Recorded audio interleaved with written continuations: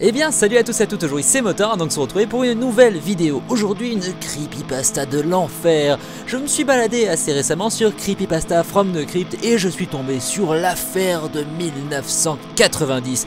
Une affaire bien sombre, bien glauque qui a eu lieu en France et plus précisément en Bretagne. Et on va dire ça, eh bien ensemble, c'est parti. Donc, cette histoire prend place en Bretagne dans les années 90 avec Antoine en héros. Oui, le retour d'Antoine. Il était un jeune journaliste à cette époque pour le Bretagne Journal. Oui, ça existe, ne cherchez pas.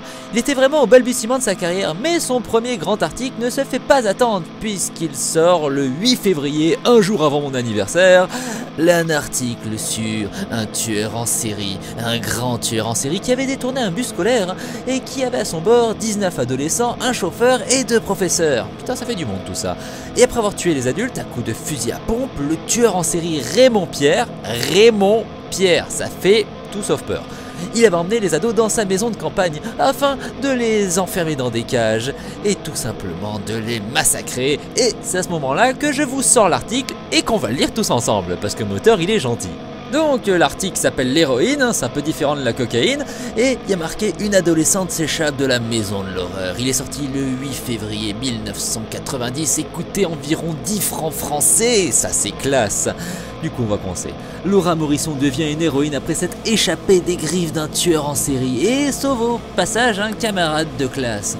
On dirait le scénario d'un film d'horreur, mais c'est pourtant bien réel. Après avoir détourné le bus d'une classe de seconde, oui voilà c'est français, un tueur en série Raymond Pierre a ramené les passagers chez lui et les a enfermés dans des cages.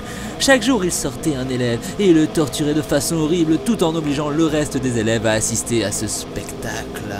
Puis il les tuait à l'aide d'un putain de marteau sa mère. C'est pendant qu'il lobotomisait le pauvre Tony que Laura est parvenue à sortir de sa cage.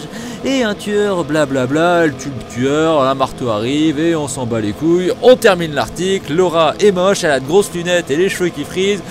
Et comment ce mec a pu buzzer avec un article pareil, sans déconner? Bon bref, Antoine nous raconte que oui c'était l'horreur, il y a eu 17 morts, un par jour, ce fut un calvaire, et Raymond Pierre, il torturait les gens, on n'a jamais retrouvé le cadavre parce que le cadavre a explosé, bref. Ellipse narrative, c'était il y a 25 ans. Et depuis, eh ben il a écrit plein d'articles, notre ami Antoine. Et un jour son rédacteur en chef vient le voir et lui dit « Hé Antoine, tu vas bien? Bon c'est bientôt Halloween, je te propose un truc. Est-ce que tu irais à la recherche de Laura Morisson et de ce pauvre Tony pour savoir ce qu'ils sont devenus 25 ans après ?» Et là Antoine il se dit « C'est parti !» Bon, c'est à peu près à ce moment-là que Motor il en a marre de la creepypasta parce qu'elle commence à partir en sucette. Tout simplement, Laura a réussi sa vie. Pourquoi?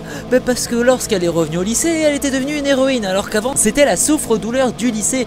Tout le monde lui tapait sur la gueule, mais une fois qu'elle a tué un grand méchant, tu vois, elle est devenue the biggest one star. Et du coup, elle a réussi sa vie, tout simplement. Avant, on se moquait d'elle, on lui crachait dans les cheveux, on l'humiliait dans les chiottes. Mais non, là tu tues quelqu'un, c'est bon, tu passes au-dessus au niveau du game. Du coup, elle est devenue un grand médecin et aujourd'hui elle était en Afrique. Du coup Antoine, il n'a pas pu la rencontrer, mais il était heureux de voir que cette fille qui ressemblait à rien avait réussi sa vie.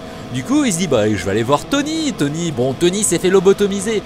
Mais franchement il a pu devenir pizzaiolo, ceci n'est pas du tout un cliché de merde. Et puis non, Tony était tout simplement au fin fond du seau quand Antoine est venu le voir. Et tout simplement vu qu'il a plus la moitié de la tête, il a chopé une maladie incurable. Et lorsqu'Antoine arrive à son chevet, il a 2 doigts de mourir. Oui, ne cherchez pas la logique, là, elle est clairement partie en vacances, avec un bon punch coco. Et là, Antoine se met sur le chevet de, du coup, Tony, hein, et Tony lui dit « Elle a tué... » Et puis il meurt. Voilà, tout simplement. Et c'est là qu'Antoine comprend un truc.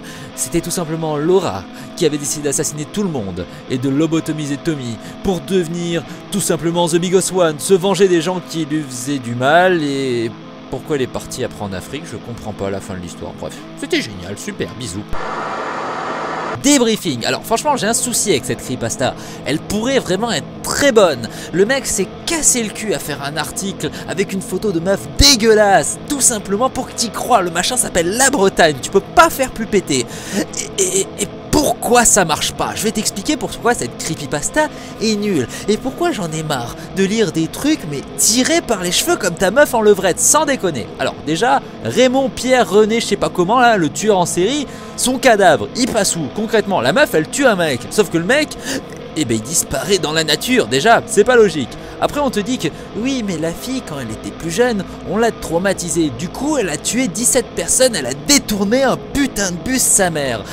Et comment tu fais quand t'es en seconde, parce que c'est bien écrit, Laura était en seconde. Comment Laura, petite gamine de 17 balais, peut détourner à elle seule un bus alors qu'il y a 20 personnes? Tout simplement, attends, la meuf elle fait 20 cm et bonjour je détourne le bus. Concrètement, comment tu fais?